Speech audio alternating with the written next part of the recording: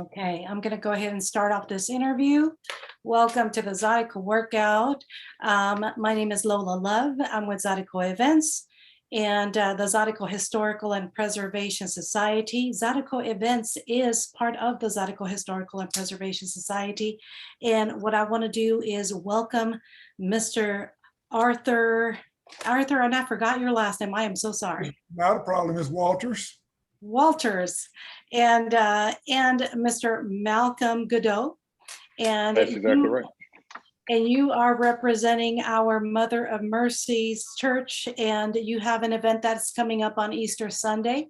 Please tell us about that event. Well, it's our 83rd annual Easter Rodeo for our Mother of Mercy Catholic Church in Ames, Texas. And this is, again, from our research, we are the oldest still active rodeo started by Black farmers and ranchers in Texas and probably to the United States. There may be other rodeos started sooner, but they're no longer active. So we're still active at 83 years. Okay. So tell us about this organization. How big is it? And tell us about the event. Because it's been successful for this many years. What does it take to put on a successful event? Well, the main key is that you have volunteers from the church and from the community who's willing to sacrifice their time and benefit the church and the community and all the surrounding areas to put on the rodeo. The executive committee, in which Malcolm is one of the chair people for the executive committee, the planning actually has to start, pretty much right after the Easter rodeo. The planning starts at that point in time. Now, I'm the sponsorship chairman for the rodeo, and I also developed the Easter rodeo program for the rodeo. And pretty much as soon as the rodeo is over, I'll start developing the program and I'll start seeking sponsors for the rodeo. But Malcolm may talk more about the different activities for the various committees that they do between now and the time the rodeo kicks off. Malcolm. As Mr. Walters mentioned, we start planning well in advance of the rodeo. And this year in particular, it felt like a reboot almost, right? With COVID, us not able to have our activity the last 2 years. It really felt like we had to start fresh, right? We had to start over. So we have a lot of really dedicated church volunteers that we all come together and basically break up all of the tasks that are required to put on this show amongst subcommittees. So as Mr. Walters mentioned, he is a very big part as far as the sponsorship piece. I do a lot with the logistics, right? Like facility management, trying to understand, just the little small nuances it takes to put on the rodeo itself or put on this event, for the weekend. But as was mentioned, we really rely on all of the good folks that we have in our church to be able to all come together and make this event successful. Okay. And to make sure that we're talking about, there's a lot of activities ahead of the game that has to be done to prepare for the rodeo. Once the rodeo actually starts, we do work with an organization called the Anahuac Sawgrass Cowboys Rodeo Association. And that organization has been partnering with our rodeo for going back probably to the 60s. That we've been partnering with that organization to actually put the rodeo on.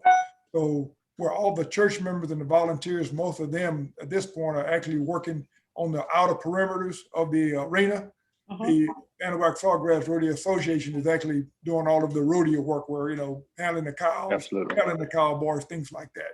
Now that used to be done strictly by all church members, back when the rodeo first started back in the 1930s. It actually started around 1937. And at that time, the church members wanted to do more to earn money to benefit the church. And so the rodeo was actually held on the church property. And for a number of years. And when the highway department decided to put FM 1960 right through the church property, they put it right through the rodeo grounds. So at that point, one of the church members, Mr. Cleveland Domain and his family, decided they had a 150-acre ranch just south of Ames. And they said, hey, we can have the rodeo at our ranch location. So the rodeo actually moved to that location for 10 to 15 years. And then back in about in the 70s, early 70s, and it may have been, it was 70s, they wound up moving it to the TVE arena in Liberty, Texas, because the rodeo just grew that big. Mhm. It got to where we had, hundreds of fans, to all of a sudden we got to be thousands of fans. Okay. So that's just how big the rodeo grew over time. So that was a huge success overnight. Now, what kind of what can you tell organizations that are trying to put together a rodeo or a trail ride? What type of advice will you give them? Well, my advice to them is you definitely have to start early, and you have to have people who are dedicated to help you develop the plan. But first of all, you have to have a plan. No if and or buts about it. So plan out what you want to do. Start talking to people about who's going to do certain activities. Put together a timetable about, and I'm just goal oriented. So Malcolm will tell you, my first thing to say is, what is our goal? How much money do we plan to earn this year? Okay, what committee? What are you going to do? What's your goal? What do you plan to do? If you're going to have to spend money, give me a budget. Tell me, and I put together a timeline that says, and once you have your plan, it talks about, okay, we know that you have to start this activity at this point in time, and it's got to be finished at least this many days or this many weeks ahead of the rodeo. And then start putting names to those kind of things and fine tune your plan as you go along. Right. And kind of to add to that, I mean, a great plan, which I feel like we started out with in this event, right? A great plan is a huge part of it. But if I would give advice also to anybody trying to create or start an event such as this, ask folks that have done it. Exactly. Seek out experts who have already been through the ups and downs and kind of seen the challenges that they've had to face. Ask them, hey, how should I do X, Y, and Z? Although this rodeo has been going on for several years, I still reach out to folks, daily, if I have questions or need a little advice or input on how we're going, what we're doing. And, ultimately you want to be successful, right? So not only the plan, but asking for advice, asking for help. Absolutely. Definitely don't reinvent the wheel. There's plenty of opportunities for other people to get involved and assist and also provide guidance. So Absolutely. very Because what we good. believe in, we also believe in documenting those best practices and the plan. And so That's if right. one of us wind up not being available the next year or for whatever reasons, then basically here's the flash drive with everything you need to know. Awesome. Right. And then also learning from things is that at the end of the day, once the rodeo is over with, you still have to come back together and say, okay, let's sit down and talk about what went well. And then where we have opportunities to improve. And then dovetail those activities that you came up with into your plan for the next coming year and continue to improve. Awesome. So tell us about your event that's coming up during the Easter weekend. Tell us about it. Malcolm, I'll let you have this one. Okay, yeah. I mean, just as Mr. Walters mentioned, I mean, it's a really family-oriented weekend, right, from start to finish. I can't stress that enough. On Friday, there's a team roping event, right, and it has steadily grown over the years. It's becoming an event in itself, right. Saturday, that individual calf roping event. And let me tell you, these are participants from all over the southeast United States that are showing up, right? And they are participating in this event throughout the entire day. And I'd say it probably goes from 9 a.m. ish to 9 p.m. right? It's an all day event. But the action really kicks off on Sunday, right? And that's the headline, and as Mr. Walters mentioned with the Saltgrass Association, I mean, it's a first class rodeo. And again, it reminds me of a reunion, right? Because I see so many faces that I've seen over the years, and get to connect with people that have supported us over the years. And it, again, it is such a family atmosphere. It really makes for a nice event. After rodeo concludes, we have a Zydeco on the grounds, and little Nate is our performer this year. And you know, he never ceases to amaze, and does a great job at what he does. So, you know, we're really excited to have him be able to take part this year. And that pretty much closes out the event. So I mean, it's a long weekend. I can tell you that it's a long weekend, but it's really exciting, and it really brings a lot of people from far and near together, you know, all for Easter. It does. Now, where can people find out more about this event? We do have our rodeo flyer is actually out on Facebook. Mhm. So you can search for it, our Mother Mercy Easter Rodeo on Facebook. It's out there. And it could be out on some other platforms, but I know it's out there in that one. And we do put our rodeo flyers out to different locations around the city, around the county, and go to different other, whether it's rodeos or Zydeco events, and try to put our flyers out. Absolutely. Now, if people are interested in participating in some kind of way, how do they get a hold of you, or who do they get a hold of?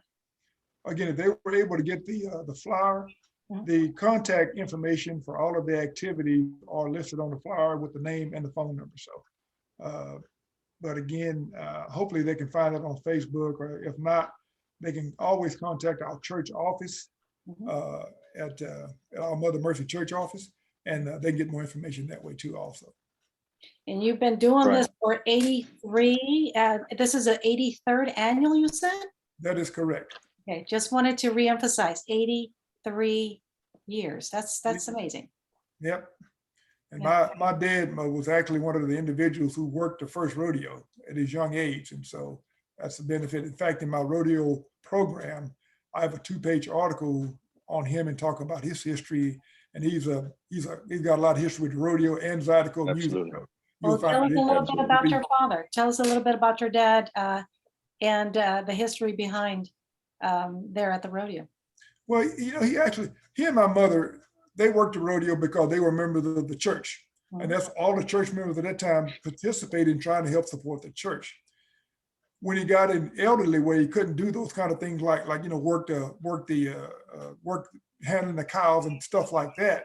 Mhm. Then he would entertain with his harmonica, his accordion, because he called himself an entertainer. He knew all of the Zydeco artists that came out of Louisiana, around Texas. So his buddy was Boozoo and Cliff and Chenier and Buckwheat and all those guys. They would come out and they'd come by his house, and so he knew them all. That was all his buddies. And so, but he's got a lot of history also in that he's actually inducted into the National Western Multicultural Western Heritage Hall of Fame museum in Black Cowboy up in North Fort Worth. So he's inducted that for what he's contributed to the Western heritage. And his name? His name is Cleveland F. Walters Sr. Okay. And he's written about, he got a lot of different books. He's documented. The National Geographic actually did a photo exhibition along with Adam Governor, and it was exhibited in the Smithsonian Institute.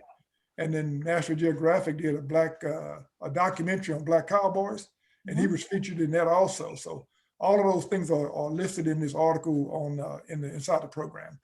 And so over the years, we put a lot of history and different articles on all of our participants who've helped us in the past. And so one thing I hope to get you next time I see you will be copies of all our past programs, so you can have those to take a look at and share with your fans. Well, that'll be amazing. Thank you so much. I didn't know that your dad was one of the original organizers of this event, so that's pretty cool. Well, okay, so not organizers, but a participant volunteer. Participant, okay. He was just a teenager at the time. Okay. And Malcolm, your connection to the rodeo? It is solely through my church, right? So I've always been a member of our Mother Mercy, from baptism, right? And I just feel so strongly and work really hard to support the church. And I've been over backwards to try to help out. So over the years, I've had different, different roles, different pieces of the pie that I've had to take on, and work to take on a little bit more this year. But again, it's also I can support and help my church. Awesome. Well, it sounds like you have a lot of community support and members from the church supporting as well. So it's been going strong for 83 plus years now. So great job, and commend you for that. And I hope to see you there during the Easter rodeo, during Easter weekend. Give us the dates. The dates are?